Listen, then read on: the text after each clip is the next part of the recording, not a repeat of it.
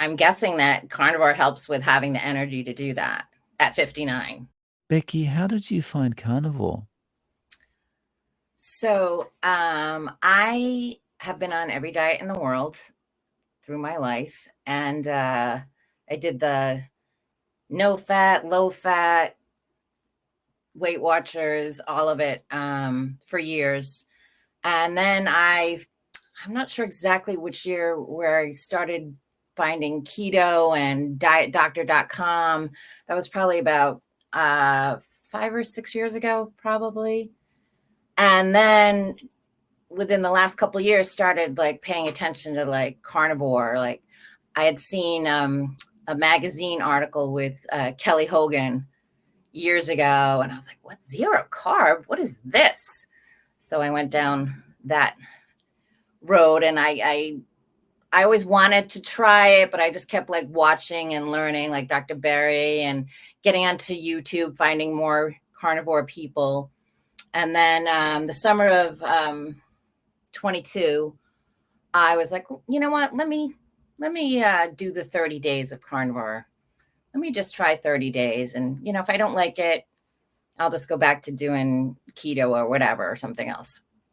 So I started doing the 30 days, and pretty quickly I was like sleeping better. I think I lost 6 pounds the first week, which yeah, I know is a lot of just water weight and stuff like that. And then it was summertime, and I tan pretty well anyway, but I got like the best tan that summer. I just was like so dark. People like, you're super tan. Like, just like, and I didn't really know that was a carnivore thing till later on.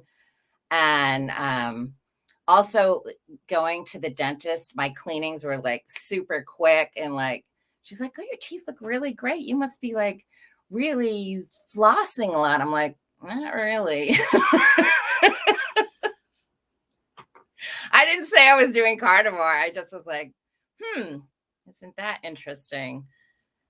I was like, well, I probably should floss more, but I wasn't. And it was just really interesting to have that happen. And that happened the last several times that I've been to the dentist, was just like, she's like, you hardly have any tartar. It's probably because you have that new electric toothbrush. And I'm like, nah, I don't think so, because I hardly use that. So that was a nice benefit. And I didn't, so I kept going after the 30 days. Let me kind of backtrack. I kept going because I was really feeling much better. I have celiac disease, so I don't eat gluten anyway. And I have some arthritis, and I watched, my mom has osteoarthritis, and she's had 2 knee replacements and just a lot of bone issues. And I just don't want to go that route. So I was doing carnivore to help with arthritis and inflammation, and mostly at first to lose weight, because that's, has always been kind of my go-to. But as I've gotten older, I'm 59 now, I want to feel good. I want to feel good. I want to be able to play with my grandchildren. I want to go to the gym. I recently started doing jujitsu in October. So I've been doing that for 8 months, and I love it. I never thought I would love it, but I'm like a little obsessed. So I've been doing that. And I haven't been perfect on carnivore. We went on vacation after that summer of 22, and I went into the fall continuing with carnivore, and I lost about 10 pounds then. Then we went on vacation, and I still stayed meat-based, but I was eating like more vegetables and fruit, and alcohol. But I quickly got back to carnivore because I just know I feel better. And I could immediately tell that I had put on weight, just how my clothes felt. And even though I've lost 15 pounds since restarting like more strict in January. I've lost inches. So even if I'm not losing weight, I lose inches. So my clothes are loose, even though like the scale isn't necessarily going down really quickly. But people are like, oh, you've lost a ton of weight. And I'm like, not really. I just keep going. And I notice like I am 59 and I've noticed like I'm losing this. I mean, I have chunky cheeks anyway, but the little double chin that happens when you're in menopause or after menopause or whenever the hell I am. So that's nice. And just feeling more toned in general. And so I'm not perfect. So I do struggle with, I kind of switched during my lifetime from binging on food to drinking more alcohol. So I would like replace the food binge with, I'll feel better if I just drink wine or, whatever beverage of my choice at the time. So I do occasionally have alcohol, but I really want to not do that because I know that blocks the weight loss, and it's not conducive to lowering my inflammation in my body. Like, so I know this in my head, but it's been a thing that I use for relaxation or lowering my anxiety, Yeah. whatever excuse that is. Mm. So, you said we. So is your husband, your partner doing this with you? He is. I'm stricter than he is. He's type 2 diabetic and also has stents in his heart. And he doesn't exercise. I'm very disciplined in my exercise, which is odd. I don't know if it's odd, but it's just I'm good at really sticking with my exercise, but like diet has always been like the issue. But yeah, so I'm trying to keep my husband off medication if possible, but he does take multiple medications, and he finally got on board with doing more carnivores. So he is on board with it. And when he's doing well, he gets his sugar down. He loses weight, and I know he feels better, but he struggles with alcohol more than me, which makes it, difficult. He did like 2 straight months with no alcohol, and we've been married for 32 years, and I've never seen him go that long without any alcohol. So that was, and he went, his triglycerides, I think, were like in the 500s, and he got them down to, I think, like 160 or something like that in 2 months of just not drinking alcohol. And like, so he knows, like I told him, I said, the liver's busy dealing with your alcohol. So it's not dealing with your sugar or your weight. It's busy detoxing. So he gets it. So he just needs to decide, like we all do, that he wants to feel better and he wants to get healthier. So Arthritis is improved. You obviously oral health is improved. Sleeping's better. You've lost weight. You're losing inches. People are commenting on how you are looking better. You look like you're losing weight. To get to this point, how are you eating day to day? So every day I exercise fasted. I do a 6 a.m. Weight training or body weight class, and then I do jujitsu right after at 7 a.m. So I'm already there. So that's 2 hours, usually 5 days a week, sometimes more. And then I come home. So I get home a couple hours later, and then I usually have eggs cooked in butter. I do drink coffee, and I use half and half. I only drink 2 cups of coffee. I did try and quit coffee for like 2 days last week, but it didn't work out. It's like I'm having a hard time giving up coffee. I will try again, but I understand. I understand. I'm like, okay, let me be kind to myself. At some point I'll stop the coffee. I just want to see if it helps with the inflammation and that kind of stuff. So I just haven't gotten to that point yet.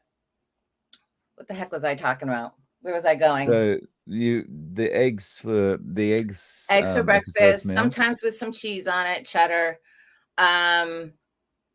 Then I'll usually, if I'm going to eat again, it's usually around 2 in the afternoon if I'm hungry. And usually it's a hamburger patty, sometimes with cheese, sometimes without. And I use Redmond salt.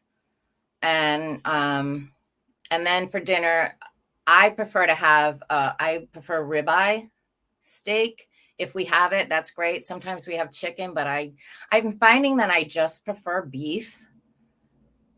Like sometimes my husband will make pork chops and it's fine. But I've noticed since doing the carnivore diet, that I prefer the beef and eggs and just butter. And I prefer just salt now. My husband's big on like spices. He was a chef. We used to own a restaurant and stuff. So he likes to put like spices and stuff. And I'm like, can you just stop putting spices on mine? I just want salt and butter. Like that's, and sometimes we'll cook it in, we usually cook it in tallow or bacon grease. So my husband sometimes makes our own tallow. So yeah. Around what time is that that dinner, the ribeye? I find that it's usually between 5 and 6:30. If so. So I haven't, and I find that because I'm so physically active that I am hungrier than if I'm not active. I don't need to eat as often. And so I only eat one burger patty. It's a good sized burger. I'm not sure if it's a half-pound burger. And sometimes I'll find, even though I've eaten that I'm still hungry. And sometimes I'll wait until dinner, or sometimes I'll just, maybe I'll just have some pork rinds with cream cheese or something like that, just to like, and I don't eat a lot of that, but just to like not feel hungry, I guess. So I'm still trying to figure out the timing and whether I'm eating enough, at one sitting. So I'm impressed that you can do weight training and then jiu-jitsu fasted.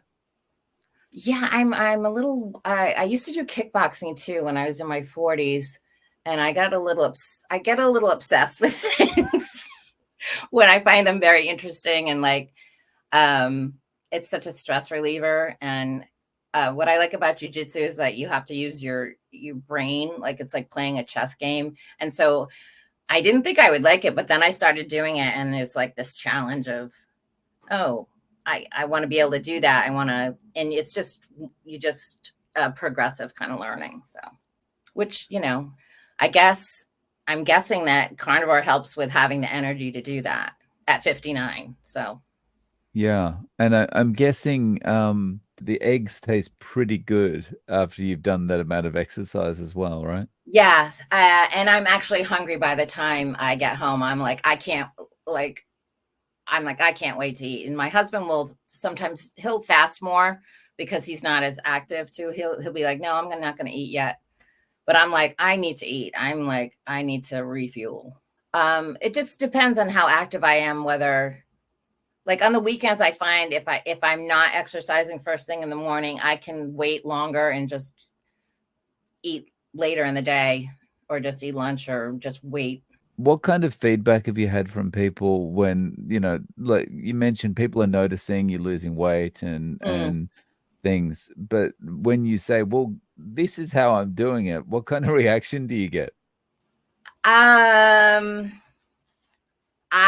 So one of my sister-in-laws, when she found out, she was like, how do you poop? Like, don't you need fiber? And I was like, no, I like everything works out. And you can just see people's faces like, you don't eat any vegetables, you don't eat fruit. And they're just like, so some people I'll go into it if they seem interested, but a lot of times people be like, oh, well, it doesn't work for everybody. And I'm not going to get into an argument, and everybody can eat however they choose. I know it works for me. So sometimes I'll just be like, well, this is what works for me. I have autoimmune, and like, I want to get my inflammation down and stuff. And I'm trying to not be like the person who's like, oh, you have to do this. This is how you have to eat. And like, even though I am passionate about it and I want people to get better, I have to, I feel like I do that more with my, I have adult children. I'm always like sending them stuff like, you should like, you should eat this way and stuff. So they, I don't know if they listen to me, but whatever. I Well, still what live. kind of reaction do they have? They just no reply, or? Well, my son's married to a little Italian girl who I adore, and he's like, Angelica's not going to do this. She's Italian. I'm like, okay, well, I just want everybody to feel better. And, you know, my son is like 6'5". I'm only 5'3", and he's super tall and handsome, and he's 28. And I know he has a lot of digestive issues, as my husband does. Like, my husband has diverticulosis. Is that, he doesn't have an infection, but like regular, and also has acid reflux. So my kids tend to have that from my husband's side. I don't, luckily. You've been much stricter since January. Yes. Can you see yourself doing this forever going forward? Yeah, I can. Yes, absolutely. Because I know when I don't, how I feel.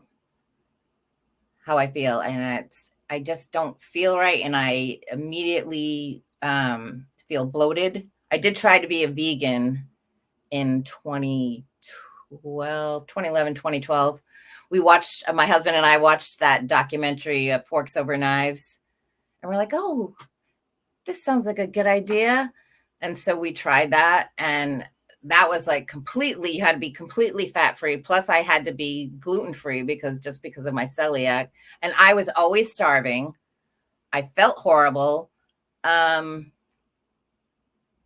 husband lost 30 pounds. I only lost 12. And I always felt bloated, starving, and just like. That is a terrible combination too. Bloated and starving. It's Yeah, it was terrible. And I would just be like, I felt like it was like walking around with horrible gas pain that I couldn't get rid of. how long did you last doing that? I want to say, I feel like we did like 3 to 4 months. You know, I started, just because I have celiac and I have I've had poor absorption. I wasn't getting the vitamin B that I needed, and I started getting cold sores and just feeling horrible. And I was like, I cannot do this. I can't do it. So, and I had been on, I have the celiac that Michaela Peterson has, the skin version of it, where my skin breaks out in a horribly itchy rash. And I had that since I was 7, and they didn't figure it out till I was 22. They didn't know what was causing it. And so I got diagnosed with that in 1987. So Wow. 14 years of suffering with itchy skin. My parents took me to the doctor. I got allergy shots. They tried to put cream on it, but of course it was coming from the inside of my body. So. So with that, you had the rash, but was that all? Were you experiencing, like, if you're not absorbing properly, that'd be you'd be lethargic all the time, no? I didn't do well in school. A lot of the time, I think I was much of a daydreamer. I always had like a weight issue, even though I wasn't necessarily eating a ton. And when I was a teenager, I got mono. I got very sick because I wasn't absorbing any nutrition. And of course, in the 70s, we were eating sugary cereal and skim milk and margarine. So yeah. which as we know, the body absorbs really well. Yeah. Yeah, so that's Oh, I had, and I also, on a womanly side, I had a horrible menstrual cramps, horrible. I would always lose school or work at least 2 days a month. Just terrible. And that I get very angry about so many years of not having the right information, where I could have been feeling better. I could have not been in so much pain, not had this weight issue for so many years because my body didn't know what was happening, and not actually getting the right nutrition. when you look back and you think, I was so unwell, I felt so bad, I was so angry all the time, I was so this, I was so that, and it's all down to food. Yeah, and I remember thinking, my poor mom, like, we always blame our mom for everything, like, why didn't you make me eat more salads? And in retrospect, and we did have to eat vegetables. And I just think of my older brother who hated peas, and my mom would make him sit there and eat them. Now it's like, he knew. The kids know. They don't want to eat the vegetables. So I think Yeah, that's kind that's of right. funny. Yeah. So if I was to give you $1 million, $10 million, would that be enough to get you to go back to a regular way of eating? Oh, that's tempting. How long would I have to? It'd have to be permanent. Oh, then I probably would do permanent, because it's just not worth not feeling good. Oh, you know what else? I remember being depressed as a teenager, like being depressed. Not just as a teenager, like I can remember being in college and just feeling that way. And with that kind of thing and everything else, there's no way you'd want to go back to that. Oh, no. Mm. And I know, because I've noticed, like, when I do carnivore and I do it correctly, that my inflammation goes away and my arthritis gets better. It's not completely, I don't have horrible arthritis. But I know, I think my mom was probably my age when she had to have a knee replacement, and she still has bad shoulders and everything. And I don't want to be that. I don't want to not be able to move. I want to be able to travel and, feel good in my body and stuff like that. So Just thinking about your activity level and so forth, has anyone um, have you found that your ability to um participate in your jiu-jitsu has improved since you started carnivore, or since you've been more strict since January? yes, I would say yes on all those levels. I feel like, and I've been pretty meat based for, I would say, years, but just doing more carnivore, um, definitely I have very strong bones. I build muscle more easily than I think a lot of women my age. I have another woman who's in her mid-30s who I befriended in jiu-jitsu, who does carnivore as well.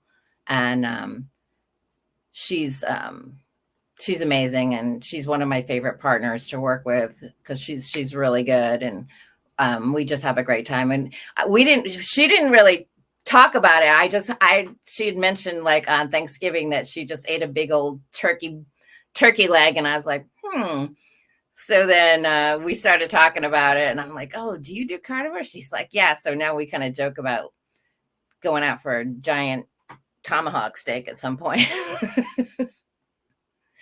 But it's like people are, I notice it's not something you go and like chat about a lot, because people just look at you like, well, you need carbs. You need carbs. I find it's like one of these things where you realize that, when you do realize that someone is carnivore as well, it's like discovering that you both know how to speak this secret language that no one else understands. Yes. Yes. I was like, what? Yeah.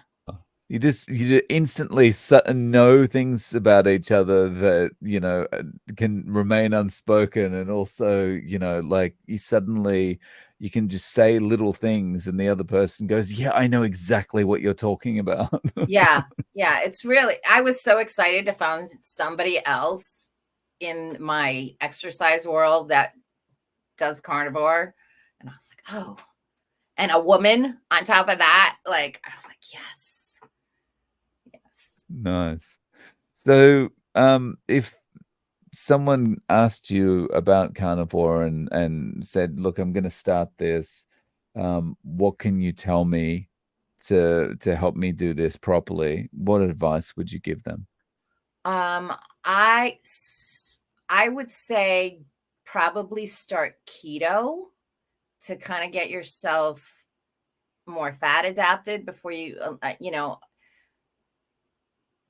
sometimes I'm like all or nothing, which isn't always the best way to go either, because then you suffer more, I think, in the transition. So I was keto before I went carnivore, so I was kind of already fat adapted, but I still had that little bit of the keto flu. I would just warn people about that, like, the diarrhea that can happen. And just that tired feeling. It's just a transition, and just trust. Because I remember just being so afraid of eating fat, because I had just been in the 90s, 80s, and 90s where they were like fat free, fat free. And I was like, all of a sudden, like, really? I can eat fat? Like, am I going to explode if I eat some butter? So I was fearful of doing that. And like, I can eat as much as I want, so that was it was just this, because I've been in the diet world forever. And so it was this weird fear going into it where like, oh, now I'm just like, just give me that whole steak. I'll eat more. Like, give me, people were afraid of eating. I would eat egg white omelets. And now I'm like, oh, I wasted all that great yolk. That's my favorite part. So it's just so funny. I was just like, I was watching an episode of Seinfeld the other day. And we have you ever been a Seinfeld fan? oh yeah, I used to love Yeah. my younger brother can quote most of that. Okay. Yeah, so there's this episode. The episode I was watching was one where there's a non-fat yogurt shop opens up, frozen yogurt shop opens up near them, right? And it's so popular. And everyone's in there eating this yogurt going, I can't believe this is no fat. And I'm just watching it going, I can. But that, in the 90s, that's what it was, right? No fat Yeah. meant perfect. You can eat as much as you want. The interesting thing is they all start putting on weight, you know? Yeah. So I was So always they're like, all, why can't I lose weight? Like, I'm doing everything correct. I mean, I can't even stand to eat a skinless chicken breast now. It just grows. It's so dry. It's so boring. I just can't do it, because I remember being a kid loving the skin of the chicken. Like, one of my granddaughters loves the juicy, fatty skin, and I'm like so happy about that. Like, yes, eat the fat. And I remember my little brother, when we were kids, would eat the butter, and everybody would be like, that's gross. And now I'm like, oh, because kids know we should just ate the damn butter. It just blows my mind. And I'm a researcher. Since I found out I had celiac, I'm always like super interested in how like diet affects everything. And part of the reason I don't always talk about carnivore to other people is like, I'll just show them with myself without saying anything. I'll just do it. And I'm not perfect. I'm still getting to the point where I know there's more healing for me. I just need to get out of my head and do it, because I know once I start feeling more of the healing benefits, then I will be like super powerful. I don't know why I said that. I'm so silly. Nice. So, Becky, do you have any social media or YouTube or anything if they want to reach I out? do. So I started another Instagram besides my personal ones. I decided to have one called Rebecca Loves Ribeye. So that's on my Instagram. And so I don't do a ton of videos. I don't go on every day. And I'm not trying to be like some kind of influencer. If people are interested, great. If they want to watch, that's fine. And it kind of keeps me a little bit more accountable. And I also have I have a YouTube thing, and I only started that because I put in a short interview thing for Homestead How for their documentary when they were first trying to find people. So then they said, well, just start your own YouTube channel. I'm like, okay, I don't know how to edit. I don't know how to do any of this. So I could, I'm lucky I can upload a video onto YouTube. So it's a very small YouTube page. And I do more on Instagram just because it's easier for me with the technical stuff. I can just do it right on my phone. So there is that. No worries. Well, I'll link to those below. And Becky, thank you so much for coming on and sharing your story. We really appreciate your time. Thank you, Dave. Thanks for inviting me.